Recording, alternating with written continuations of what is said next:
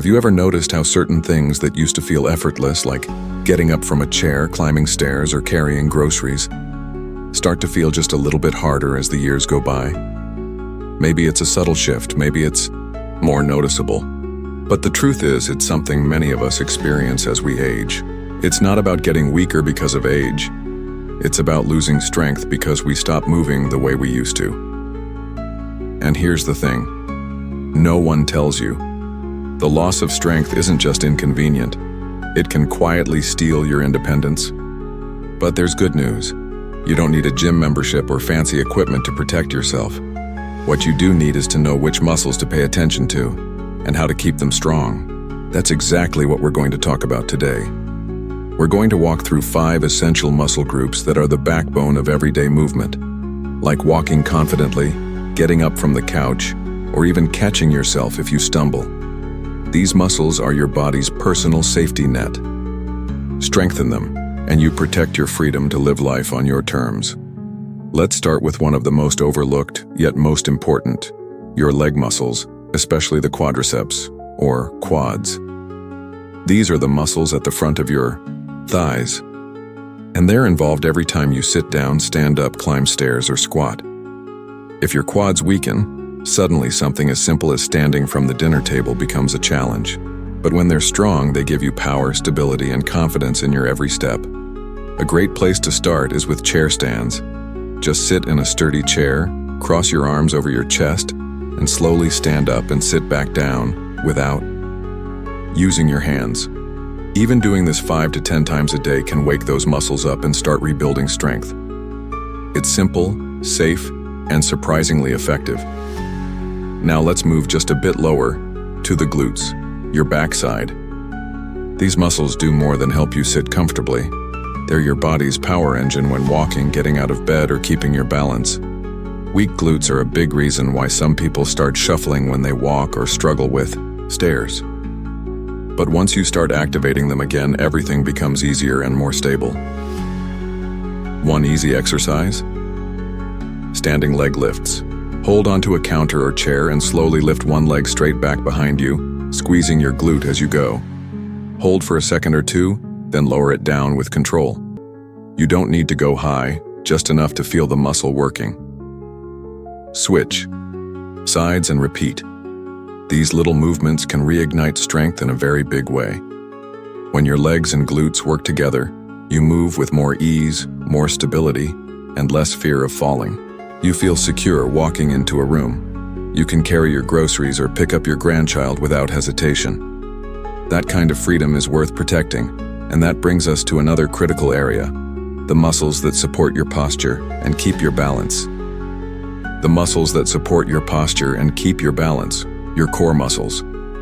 Now, when people hear core, they often think of sit-ups or crunches, but your core is much more than that. It includes the deep muscles around your belly, sides and lower back, basically everything that connects your upper body to your lower body. And these muscles play a massive role in your ability to stay upright, walk steadily, and avoid falls. Think of your core like the foundation of a house.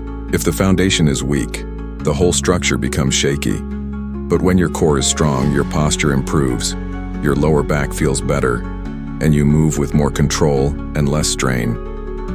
One simple way to strengthen your core without getting down on the floor is the seated march. Sit tall in a sturdy chair, pull your belly button in slightly, like you're gently zipping up a pair of pants, and slowly lift one knee, then the other, as if you're marching in place. Keep your back tall and don't lean back. You'll be surprised how quickly you feel those muscles start to wake up. Another great one is the standing side bend. Just stand with your feet hip-width apart, hands resting on your hips or by your sides. Slowly reach one arm up and lean gently to the opposite side, then come back up and repeat on the other side. It's a great way to engage your core and improve flexibility too. Once your core starts to re-engage, everyday movements like reaching up to a cabinet or turning to grab something from the back seat of the car start to feel easier and safer. That's what we want. Ease, not strain. Confidence, not hesitation. Now let's talk about a group of muscles that often get ignored but are absolutely essential, your calves and ankles. These are the small but mighty muscles that help you push off the ground when you walk, stabilize you when you turn quickly, and absorb shock when you take a step. If these muscles weaken, your balance suffers. And when your balance goes, your risk of falling goes way up. The good news is, these muscles respond quickly to even the smallest bit of attention. One of the best exercises is heel raises. You can do these while brushing your teeth or waiting for the kettle to boil. Just stand tall behind a chair or counter for support. Lift your heels off the ground, pause for a moment, then slowly lower back down. You'll feel your calves engage and strengthen with each repetition. The more responsive your lower legs become, the quicker they can react if you trip or stumble. That quick reaction is often the difference between a close call and a dangerous fall. And speaking of reactions, there's one more group that ties all of these together, and that's your back and shoulder muscles. These help you carry things, live safely, maintain good posture, and keep your spine aligned as you move through the day. When these muscles weaken, it shows up as that forward hunch so many people struggle with. It makes breathing harder, movement slower, and balance more uncertain. But we don't have to accept that as inevitable. Gentle rows with resistance bands or even soup cans, shoulder rolls, and posture resets throughout the day can help keep those upper muscles active and alive. So now that we've talked about the muscles that power your legs, hips, core, and balance, let's take a look at one final group that's often forgotten, yet deeply tied to your ability to stay independent: your grip and hand strength. It might surprise you, but your hands play a bigger role in your independence than you might think. From opening jars to holding onto railings, tying your shoes, or even using a fork and knife, your hands are in action constantly. And when that grip starts to fade, it quietly steals away your ability to do the things you've always done for yourself. Have you ever found yourself struggling to open a bottle you used to pop open with no problem? Or maybe you've noticed your handwriting isn't as steady as it once was. That's your body signaling.